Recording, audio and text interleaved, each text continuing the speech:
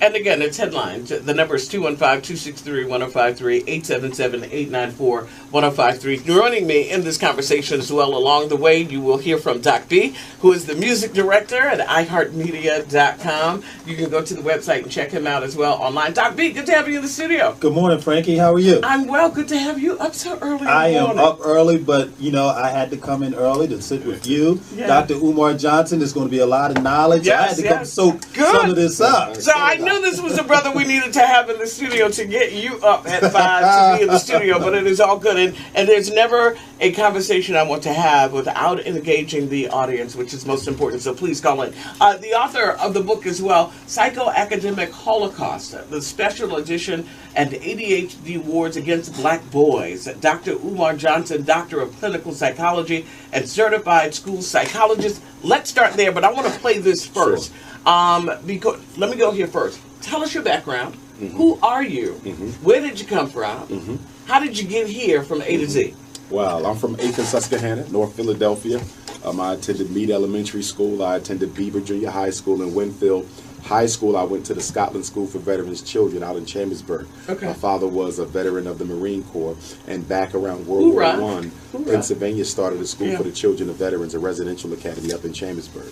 And so I was up there for high school. Then I went to Millersville University. Shout out to all the Millersville alum from Philadelphia. Graduated in '97, came right back in '98. Enrolled in the school psychology master's program, got my master's in 2000, Y2K, came back to the school district of Philadelphia. I did a one-year internship in the very same schools I grew up in, so that was fascinating. Spent 5 years with the school district of Philadelphia, then I quit because I saw what was going on as it relates to the school-to-prison pipeline. I saw too many black boys being diagnosed with learning disabilities, ADHDs, mental retardations, and emotional disturbances that they did not have. So going to work for me was a fight every day because I was being asked to classify kids for special ed placement who had nothing wrong with them. Their only crime was being black, and the only sin was they were never taught. And so then after that, I went into private work, working for charter schools, which I still do now. I do a lot of special ed evaluations for charter schools around the city and state. I go to other states. I help train teachers, educational specialists, and principals. And then in 2010, things kind of changed for me. That's when I did the interview in Chicago, and I did a lecture in New York City.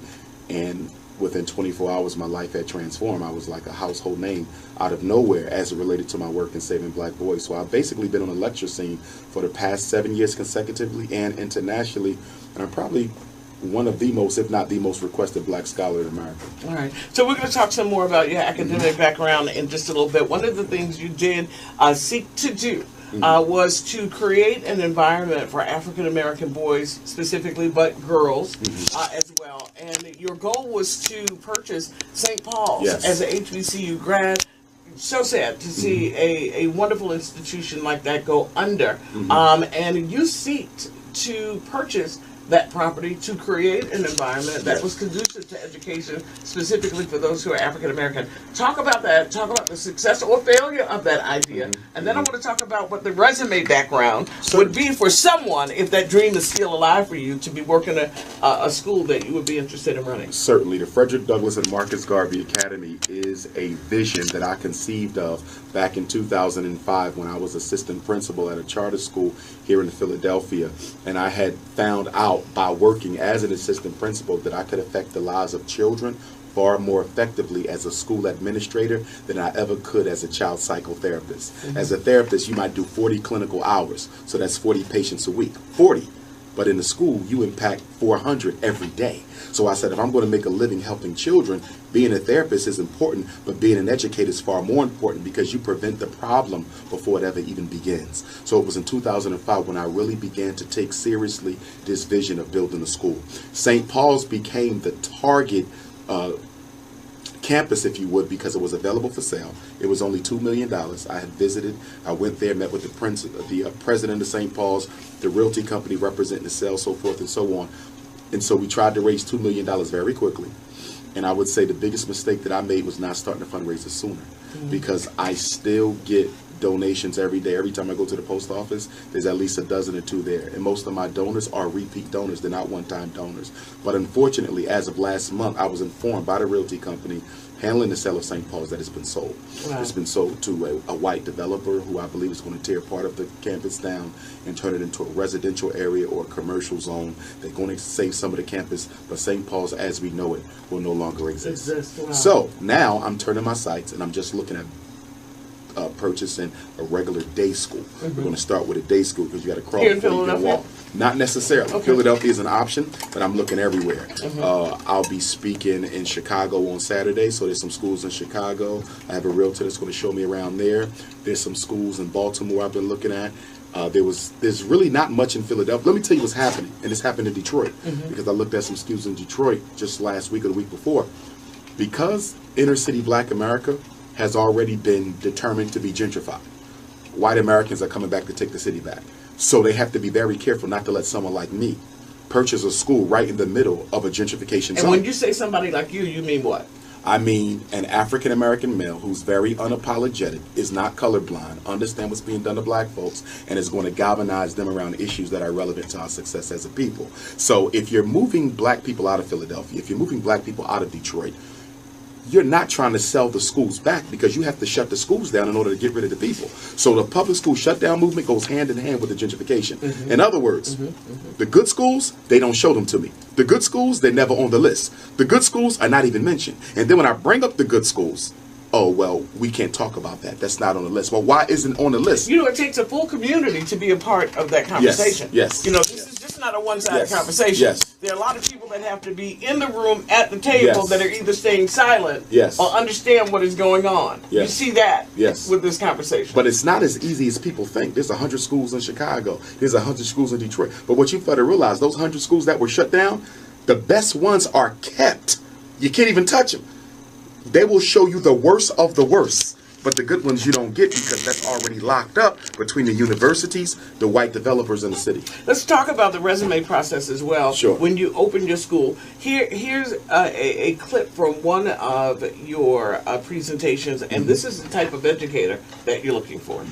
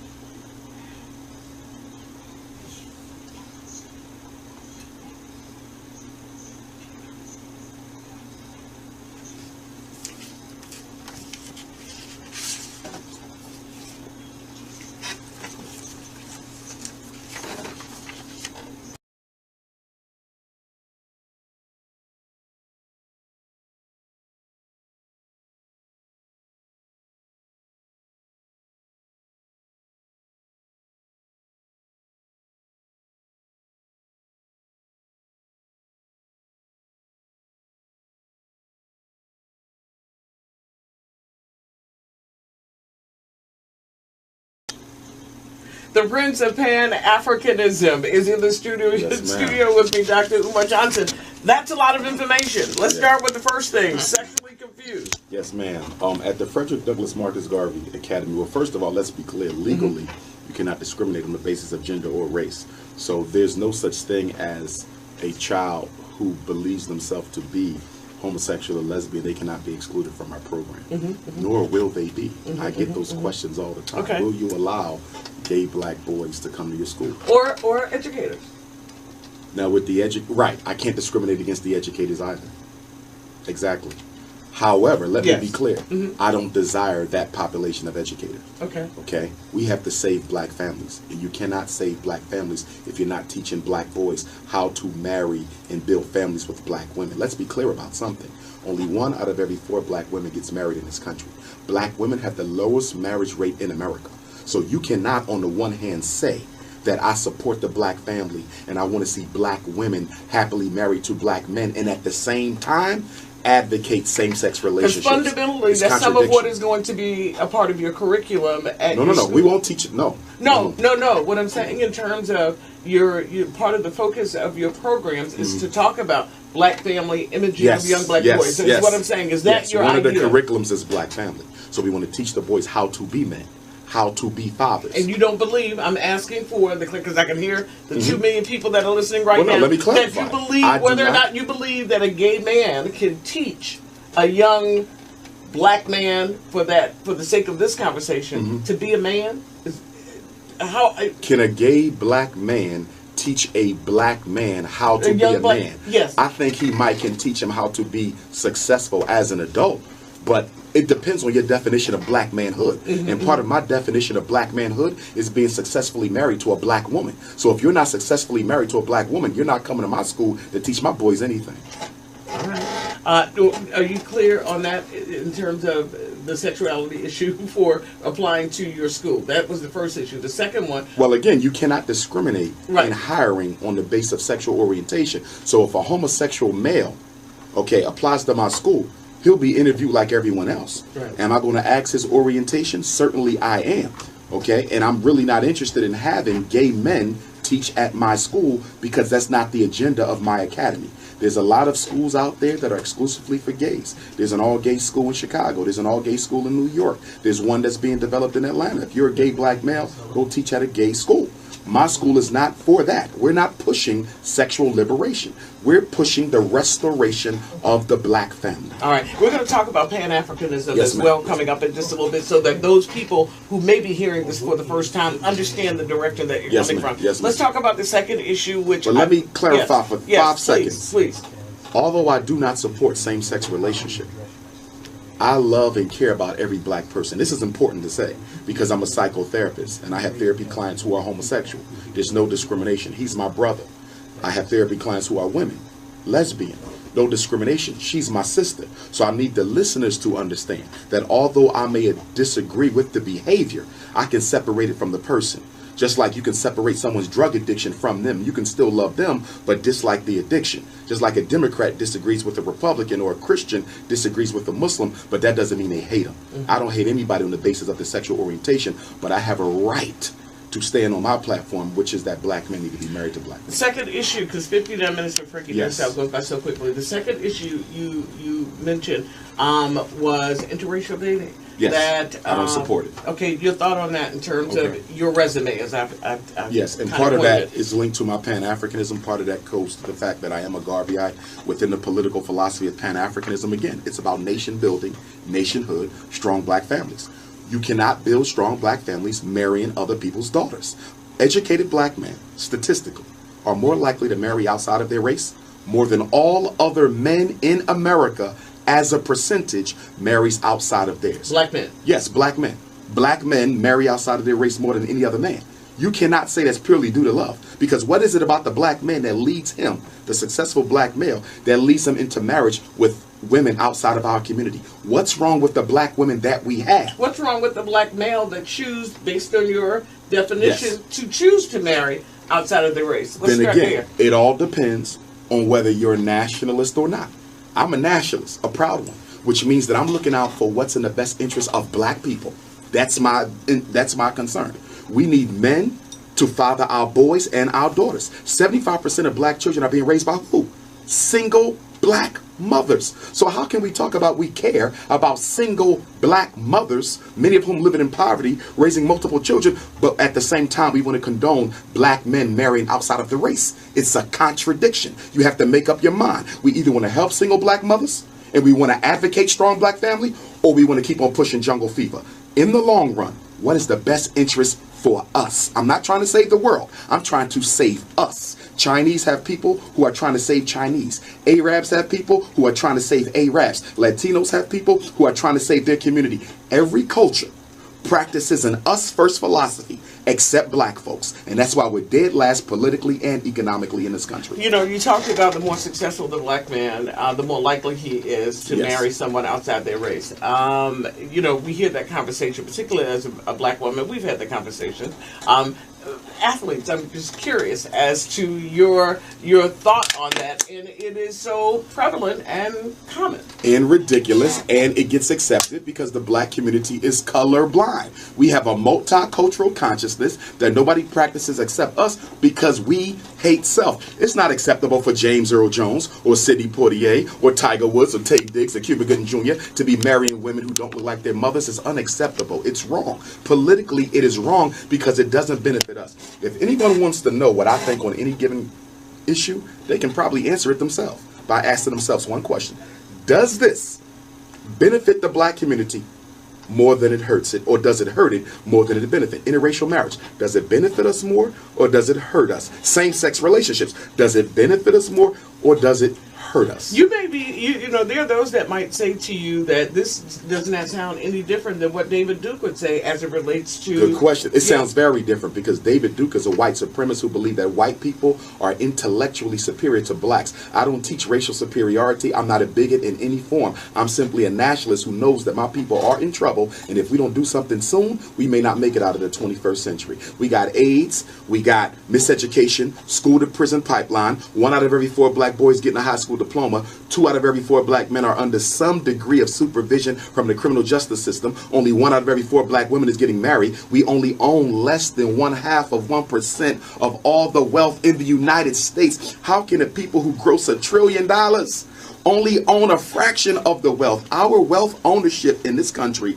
has not grown 1% since slavery 152 years ago. Yeah. Let's get the resume, the third issue on the resume question, just to assure that we've covered them all. Go right ahead. My resume? Yeah. Okay. The resume for the application. If they want to send a resume. Yeah. I think you was asking my degree. You might as well. Right. But, because they need to know that. Yeah. FDMG resumes. Anyone who wants to work at the school, they can email their resume to fdmgresumes@gmail.com. Not only do we need teachers, we need secretaries, counselors, nurses, security guards, house parents. Okay, so there's a whole bunch of positions that will be available at the school. You don't necessarily have to be a traditional educator. And since it will be independent, you don't necessarily have to have a public teacher's certification or license. But what about funding? What about funding? Has some of the fundraising... we've raised $700,000 so far. So that's not a lot of money, but we're right on the borderline of being able to get like a nice size And school. you have some funders and individuals. I have some celebrities who shall remain nameless who have pledged unofficially that when I'm ready for their help, they will be there to provide it. Okay. And when you're a lot of celebrities support my work, they just can't do it in the public. Okay, and so they will be private funders moving That's forward. what they say. Okay, that's what my guest is Dr. Shout Umar out to all my celebrity friends, my rappers, my actors, and my I'm only athletes. curious, are they all with black women? Yes, at least I know. Would you take the money from a professional athlete who's married to a Yes, I would, because the money for our kids and his talent. I'm going to tell you why. Because his talent don't belong to him. His talent belong to us. He come from our race. So that money has black people's DNA all over it. But you would take his money, but he couldn't work at your school. Bingo. Really? That's right. Just keep it real. 7:26 is the time. Stephanie from Germantown is on the phone. Stephanie, thank you so much for your phone call. And, of course, looking forward to talking with you. Good morning and welcome to Headlines. Good morning.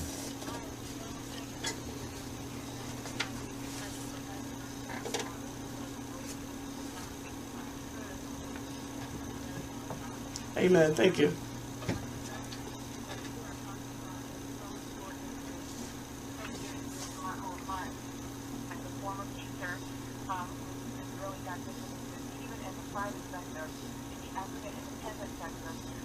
One of the things that I learned while I was there was that after 40 plus years of trying to do what you are trying to do, there has been no development of a system to codify the methodology to get to talking about. And I'm just wondering if you've given a lot of thought to that in terms of what your methodology will be. It sounds like you're talking about it in school, which I understand before. But in terms of the curriculum development and the teachers' methodology, you know, and so that this can be multiplied absolutely in order to have the effect that you're talking about. Could you speak to that? Yes, ma'am. Let me say that once we open up the first Frederick Douglass Marcus Garvey Academy, sister, we're then going to franchise it. So we ultimately have to have them all over the country. And as a Pan-Africanist, I'm going to say all over the world, because as someone who's spoken on every continent, I can say that there's no place I've been where African children are receiving the type of education that they need to have. We're going to franchise it. Now, there have been requests for me to put the curriculum out before I build the school, and I'm not going to do that. And the reason why I'm not going to do that is your curriculum is only as good as the people you have implementing it. It's like a treatment plan in therapy. If I give Doc B my treatment plan, but Doc B is not as good as a therapist as you, it'll look like my treatment plan was ineffective, but the truth of the matter is he was ineffective at implementing it. So it's not just the curriculum, it's having the personnel. In other words, if I have to choose between a good teacher and a poor curriculum, or a strong curriculum and a weak teacher, give me the strong teacher and the weak curriculum, because she will transform it. But no matter how great the curriculum is, if it's a weak teacher implemented, it will fail. So I have to show that it can work before I can let other people try it, because there will be attempts to sabotage my efforts. Dr. Umar Johnson is my guest. The vision is the Frederick Douglass Marcus Garvey Academy. Let's talk about this. We're going to take a break, coming back, and I'll give you an opportunity to respond to this question. But you talk about your lineage and your blood lineage to Frederick Douglass. Yes, ma'am. And there are those that challenged you on whether or not that's true.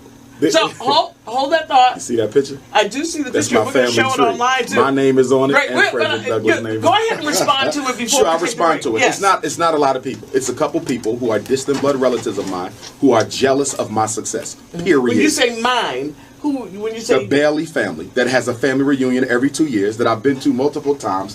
Why is my name on a family tree? Why is my father's name on a family tree? Why is my daughter's name on a family tree? My grand uncle, who lives here in Philadelphia, was part of the historical committee of the family. They know I'm related to Frederick Douglass. They're simply jealous. Let me focus on the contention. I'm not a direct descendant of Frederick Douglass. I'm a direct descendant of Stephen Bailey, the same Stephen Frederick talks about in his narratives. Stephen is Frederick's first cousin. Their mothers, Harriet and my 5 times great-grandmother Betty, were sisters. But Frederick and Stephen were also half-brothers because the slave master raped both mothers. So what they're saying is he's not a direct descendant of Frederick Douglass. That is correct. But I am kin because I descend through the loins of his brother and cousin. They're playing with words to confuse people. They put out an article saying that Dr. Johnson was disavowed by the elders of the Bailey family. How could they disavow me if I'm not a relative? Next question. All right, we'll do that next question on the other side of this break. He is the author of Psychoacademic Holocaust, the Special Education and ADHD Wars Against Black Boys. We're going to go in hard on the other side of this break because I want to really take advantage of understanding, particularly educating, especially in inner cities, the challenges in cities like Philadelphia, Chicago, Detroit, Los Angeles, how tough it is to find a great education where you work and where you live in the neighborhood, and the challenges of literally getting to the schoolhouse door being an African-American young man, and the challenges that you face. We're going to talk about that next with Dr. Umar Johnson, taking your phone calls at 215-263-1053, 877-894-1053. It's headlines on 105.3 WDAS. To focus as well on the education, particularly of African-American boys. And I hope that we get to the point to talk to you as well about what's Brown versus Board of Education a good idea. And we're going to talk about public education moving forward. How good is it today? The advent of vouchers. Betsy DeVos, who is the new Secretary of Education, worked and watched her in Michigan, so I know some of the initiatives that she attempted to and did implement in Michigan, and moving forward what she's going to do from a federal level. Let me start here and talk about first, most African-American boys in particular, which is one of your focuses, never get to experience an African-American male. They don't. One, not a lot of males that are African-American are in education. And is that by design? Why is that? And why do most young African American boys have the challenges in the classroom that they have right now? It is definitely by design. Let's be clear. America is a sexist society, but the sexism in America doesn't even begin to compare to the racism in America. One institution where females dominate is public education. 93% of all public education teachers are male, and 97% are female, and 97% of that 93% are white females. So when you talk about the black boys' academic struggle, when you talk about the school to prison pipeline, when you talk about the overdiagnosis of the reading disability and the misdiagnosis of ADHD, what you're really talking about is a disconnect between America's middle class white female teacher, who's usually racist, and the black boys she's expected to teach.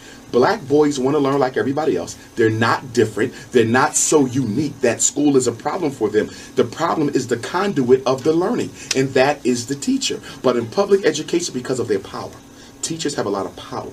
The American Federation of Teachers, the National Education Association, they are the two of the largest unions in America. Remember, America has more teachers and police than anything else in this country. So the reason why you've never really seen major educational change is because politicians, I'm going to say it again, politicians, I'm going to say it one more time, politicians are scared to talk about making the schools better because they don't want to step on the toes of teachers, because they have millions of votes and millions of dollars. That's why Obama did nothing to change the schools for black folks. Trump really isn't going to do anything to change schools for black folks because you don't want to upset your teachers union. That's your votes and your money. Until you bring black men into the classroom to teach black boys, they will continue to struggle. Why are black men not in the classroom? Because the schools don't want them there. Why not?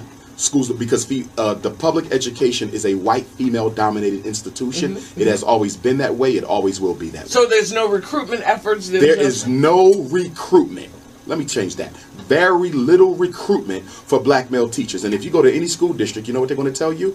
We've been looking for them, but we can't find them. Well, let me say this to every school district in America. If you want black male teachers, call me. I have resumes for thousands of them. They don't want them. But let me tell you what they will do. They'll bring in Teach for America or one of these other emergency teacher certification recruitment programs, and they will find white men from the suburbs who are not educators, who have a bachelor's degree, and they will bring them to Philadelphia and other inner city school districts, give them emergency teacher certs, let them teach black kids. But there's millions of black men with master's degrees and bachelor's degrees who don't have a criminal record, unemployed, looking for a job, who would gladly go into North Philly or Southwest Philadelphia schools and teach, but they're not looking for them. What you're trying to tell me, that a white man cares more about educating a black boy than a black man? So it's strategic. It's strategic. And by design. Systematic bias, systematic discrimination, systematic disproportionality. All right. Dr. Umar Johnson is my guest. The phone lines are open 215-263-1053, 877-894-1053. Let's take Sheena from Nicetown,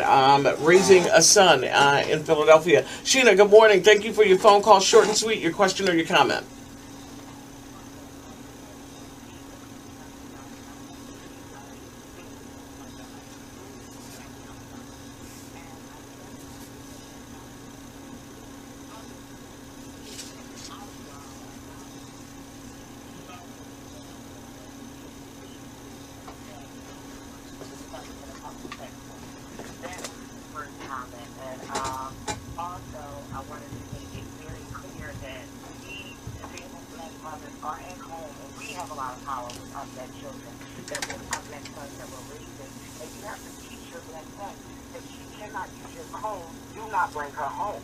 My son, we have those conversations at every forum. I believe that my son will be very successful black husbands, and they will marry black females, because that's what I will stand for. That's right. All right, great. Thank you so much for your phone call. The phone lines are open. Would love to talk to you. Great opportunity to speak with Dr. Johnson as well. Let me go back just for a second because I want to hit this point. When people talk about your credentials, yes, your journey through academia, and they've questioned your credentials and relative to being a PhD, and you say what? I would say, well, first of all, we're sitting right across the street from the college where I earned my PhD, the Philadelphia College of Osteopathic Medicine. I'm a doctor of clinical psychology. I graduated in July, I believe it was, of 2012, right after I spoke at an Urban League conference in New Orleans. So I definitely have my doctorate. I have 3 master's degrees. The first one is from Millersville University. Shout out to Kenny. I just got Ken, a Tex fellow alum from Millersville University. He's one of the superstar basketball players there. Okay, I got my second master's from Lehigh University in educational leadership because I am a certified school principal. And my third master's was also from PCOM in clinical psychology. 2 bachelors, also Millersville University, in psychology and political science, 6 degrees in all. And do you feel like, especially since your ascension, that you're more under attack? Oh, definitely. Any unapologetic America hates nothing more than an unapologetically African alpha male. You're hated more than the Taliban, Al-Qaeda, any terrorist cell they think is operating. There's nothing more deplorable in this social order than an unapologetically African alpha male. But I promise you one thing, that's how I live and that's how I'm going to die. No one is taking my backbone from me. All right, well, let's talk about Pan-African. Yes. Pan-Africanism, that's pretty much fundamentally the Marcus Garvey idea. Marcus Garvey was the greatest of the Pan-Africanists. He didn't invent it, he reinvented it. He would be what Michael Jordan was the basketball. Michael Jordan did not invent the sport. He reinvented the sport. All right. So fundamentally, what does that mean? Explain Three to quick people. points. Yes. Number one, Pan-Africanists, we believe that all people of African descent are one family. Whether you're in North Philly speaking English, whether you're in London speaking the Queen's tongue, if you're in Jamaica speaking Patois, Nigeria speaking Igbo, whether you're light-skinned, dark-skinned, Muslim, or Christian, whether you pledge this flag or that flag, we are all one family. African family first, and we identify as being African first. Being African is more important than being a Christian. Being African is more important than being a Muslim. Why? Because God made you black. You chose your religion. God made you black. You chose your religion. Point number 2, we believe that what is to be done for black people must be done by black people. We do not believe in outside interference or participation in our struggles. Self-determination for all things. What must be done for black people must be done by black people. And the third principle is that as Africa goes, so goes the rest of us. We would say that until black America, black Canada, black Central South America, the black Caribbean, until we play a major role in the political economic regeneration of the mother continent, none of us will be improved, because a strong man is strong everywhere, and we get disrespected as long as Africa gets Let's disrespected. start on the local level with local politics, your regional, statewide politics, Yes. and then we'll work our way to your thought on our former president. When you talk about black folk, about black folk, and the working within the black community with black people, why then, or do you believe that politicians play a role, and is it a positive role, and that we should be at the table as elected officials? First of all, one of the biggest mistakes that black America makes is we elect people who are interested in their own financial agendas, not ours. That's number one. There are exceptions to every rule. We have some great black politicians in the past here, Cecil B. Moore and others. Okay. However, until the black community starts financing the campaigns of the people they want to represent them in elected office, black politicians will never benefit us. As long as black elected officials have to get their campaign finance funding from the Democratic Party, white corporations, white institutions, as soon as they get elected, they're going to carry out the agenda of their financiers. The hand that pays is the hand that rules. Black people vote, but voting is not enough. You have to finance the campaign. Obama carried out a white agenda because he was financed in organized fashion by white folk. And black politicians also carry out a white agenda because they are financed by black folk. We have to keep our politicians honest, and the only way we can do that is by freeing them up from the necessity of needing white folk to finance their victories. All right. We're going to be going to the phone lines in just a few minutes. 215-263-1053 is the number. And, of course, we'd love to talk to you. Psychoacademic Holocaust, the special edition, and the ADHD wars against black boys. Special education. You said edition. Special education. Special education, I'm sorry. The special education and ADHD wars against black boys. There are... You talk about in your book, and you've talked about at your lecture series, about the drugging. Oh, goodness. And Philadelphia has one of the highest black boy psychiatric medication drug rates in the country. Like, we're one of the top. for Adderall, Ritalin, Concerta, Metadate, all these drugs which come as a result of ADHD diagnosis, conduct disorder diagnosis, ODD diagnosis. When did we get ADD? 1980. Was that a coincidence? 1980 is the same year that the CIA dropped crack cocaine off in the black community. They started drugging our boys the same time they started drugging our men. They turned it into ADHD in 1987. Why did they go from ADD to ADHD? Because there's no drug that can make your child pay attention. The drugs can only disrupt brain function and slow the brain down. And so it's now easy. Everybody gets the drug. And it's easy. I've always had this discussion with educators and that whole idea of, first of all, the diagnosis, and you have a great perspective on that. We're going to talk about, are these diagnoses more likely than not correct in your estimation? But then you have a kid who's 6 or 7, it's a little fella, but then he all of a sudden is 14 and he's standing 6 foot, and he's been on a psychotropic drug for 7 or 8 years and decides, I'm not taking it anymore. And we want to know why some of our young men at 15, 16, 17 have decided at this point they're not taking this drug anymore. And they've been drugged for 7 or 8 years. So talk about, especially as a clinical psychologist. School psychologist with a doctorate in clinical psychology. And the whole idea of whether or not you believe that these are proper and correct diagnoses. First of all, if we had more men in the school, there would be no ADHD. See, this is where the sexism comes in. These are women saying that these boys have mental problems because they're too hyper, too energetic. Well, guess what? When a girl goes through puberty and y'all start developing into women, y'all sleep a lot. Estrogen. When boys go through puberty, we don't sleep. We want to get active. We want to run. We want to chase. We want to tackle each other. Testosterone. The problem is you got boys who have boy needs, who are not disordered, but they're forced to do what? Function in a female-dominated institution. ADHD in black boys is 97% the result of complaints from female teachers and female mothers. It is sexism. He don't need drugs. What he needs is a teacher in the class who cares. What are the 3 R's of education? Rigor, relevance, relationships. Rigor, holding our kids to a high standard. Relevance, making sure the lesson plans matter. And to tell you as a former principal, teachers do not spend the type of time they need to spend on building lesson plans. They will use the same ones from 5 years ago if the principal lets them get away with it. But the most important R is the relationship. When you walk into the class, the child knows within 5 seconds whether you're there to make a difference or you're there to make $1. How can you say he has ADHD when there's no recess, there's no gym class, there's no opportunity for physical exertion, but you want to say that this boy got a disease because he can't sit still? Every 5 and 6 year old wants to play. Every 5 and 6 year old is a little inattentive and a little hyper. As the instructional leader in the classroom, your job is to keep their attention. And if you can't, you shouldn't be there. And so many black boys who are diagnosed as ADHD, guess what the real problem is? MG. They're mentally gifted. The instruction is too easy. And you can't expect a black boy to sit still when he already knows what you're trying to teach him. Classroom management? Classroom management is a big issue too, but how about effective instruction? I know teachers who sit behind a desk. If you're not motivated to teach, why will he be motivated to learn? And I'm not going to put it all on the teachers. Parents play a role because in my opinion, it's absolutely ridiculous that when I go into homes to do therapy, I see video games, cell phones, HD TVs, but I don't see no dictionary. I don't see no bookshelf. I don't see no thesaurus. So parents are part of this too.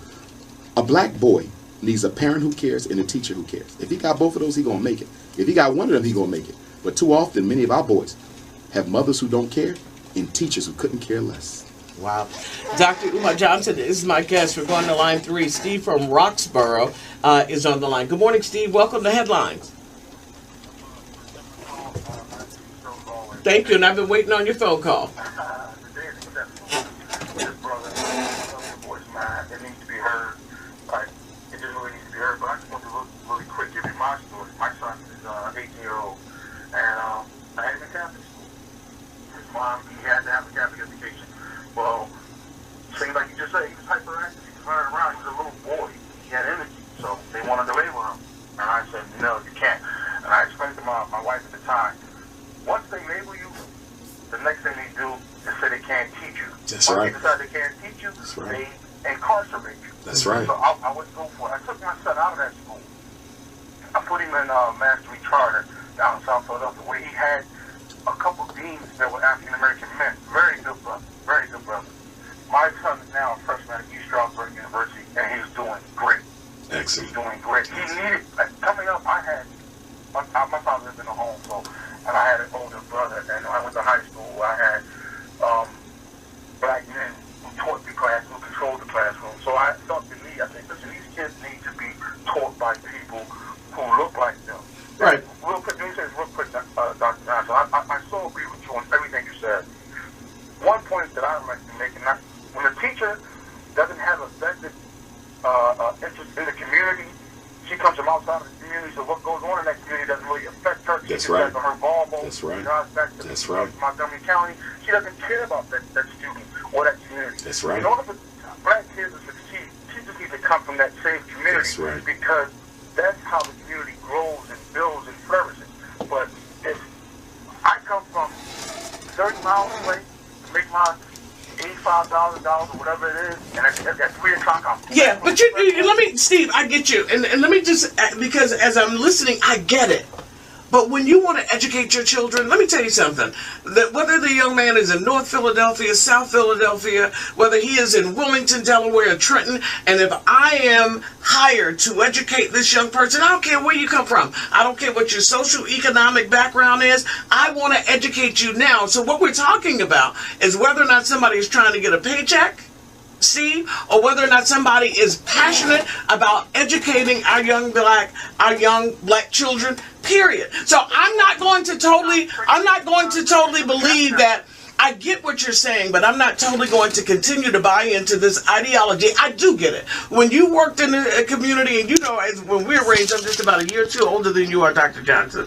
But we knew that Miss Liz on the block cared. We lived in the same community. We went to the same church. If you had older brothers and sisters, they went through the same school that you went to. But then all of a sudden, when we became a lot more socialized and dignified, we started to move into different kind of communities, and we don't have that neighborhood that we have. But I don't care where you live, what you drive, or what you do. If you come to that schoolhouse, first of all, Dr. Johnson, and believe that Timmy can read. Timmy has the potential to read. No matter where Timmy comes from, no matter what his challenges are, that you're willing to meet him at that schoolhouse door and do the best that you can each and every day to assure that he can believe, that he can read, and that he can be educated. I think part of it is that the perception is that when a lot of our young people come to the schoolhouse door, that the focus is not assuring that we're going to give them the best possible opportunity to succeed.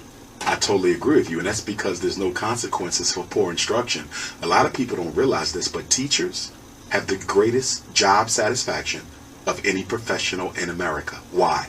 Because the unions have contracts with every school district in America that time on the job dictates tenure, not effectiveness on the job. After a teacher has been teaching in Philadelphia for 3 years, she was guaranteed to have her job for the rest of her life. No matter how poorly she can complete that job, she would have to do something extremely ridiculous to get fired. Having sex with children or something to that effect. Outside of that, and you're talking to a former principal, you cannot fire a teacher. What do you believe is the teach. alternative to that? I'm going to tell you what the solution is. The solution is for black people to build their own schools. See, there's certain systems you cannot create. You're not allowed to have your own criminal justice system. You're not allowed to have your own legal system. The government does allow you to have your own educational system. Guess what? We spent $600 million on McDonald's in 2016. Black America spent $4 billion on malt liquor in 2016. $2 billion on Air Jordans in 2016. And black women spent $9 billion on their hair. With that type of money, every black child in America should have an independent school where they get the education that they're entitled to. You know what the problem is? It ain't the white folk, it's us. It's our priorities. How can you spend so much money on things that don't matter while allowing your children to go to a system every day that's designed to do only one thing: prepare our daughters for poverty and our boys for prison? All right. Dr. Umar Johnson is our guest, and you'll be able to go online as well to WDAS.fm.com. Please make sure that this is not going to be your last visit to Headlines. You have an open opportunity to sit in with us along the way as you look to build your school. How far away are you from that vision? We're hoping that that we get ready to wrap we up have a school by this August, and I'm hoping that the first day of school will be August 21st of 2018. Wow. Which happens to be my birthday, but also the anniversary of the Nat Turner War and the Haitian Revolution and the first day of slavery in America in 1619. So symbolically, have the school by this August 21st, open it up by the next one. Also want your listeners to know that they can donate by going to GoFundMe.com/Dr. Umar, GoFundMe.com/Dr. Umar. And if anyone needs to reach me, they can do it on the website, DrUmarJohnson.com. You can also call me on my phone, 215-989-9858. 215-989-9858. And just a quick plug, I'll be speaking in Newark, New Jersey tonight at the Greater Abyssinian Baptist Church, 88 Lyons Avenue, tonight in Newark for Black History Month. Doors open up at 4 o'clock. And then I'll be speaking at Morgan State University on Wednesday. Yes, we were talking about that beforehand. Yes, please say hello yes. to my alma mater. And that's a 7 o'clock program on Wednesday, free and open to the public. Wednesday, February 22nd. So make sure I post you can drive 90 miles to Newark tonight, or you can drive 90 miles to Baltimore on Wednesday. All right. Now listen, I want you to go online as well to WDAS.mp4 and go to my page. You'll be able to hear this entire interview in its entirety, and you'll also be able to see a copy of Dr. Umar's book.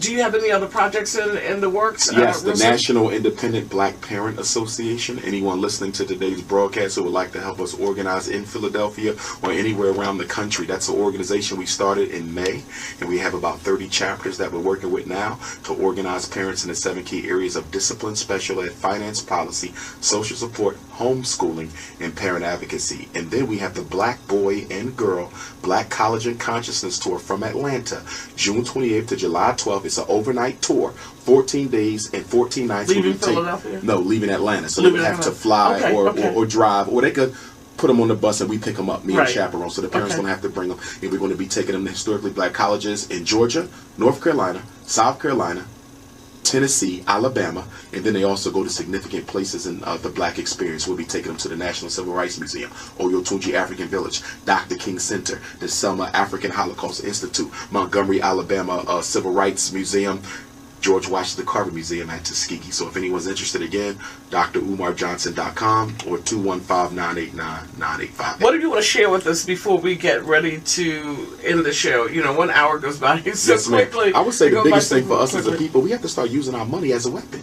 Black people do not use our money as a weapon. If we organized our finances, we could control our politicians, we could control our churches, we could control the government, we could do so much in our community. We don't have any infrastructure. There's not a black community in America that has its own school, its own hospital, its own supermarket, its own manufacturing sector. Not one. There's a little Italy in every major city.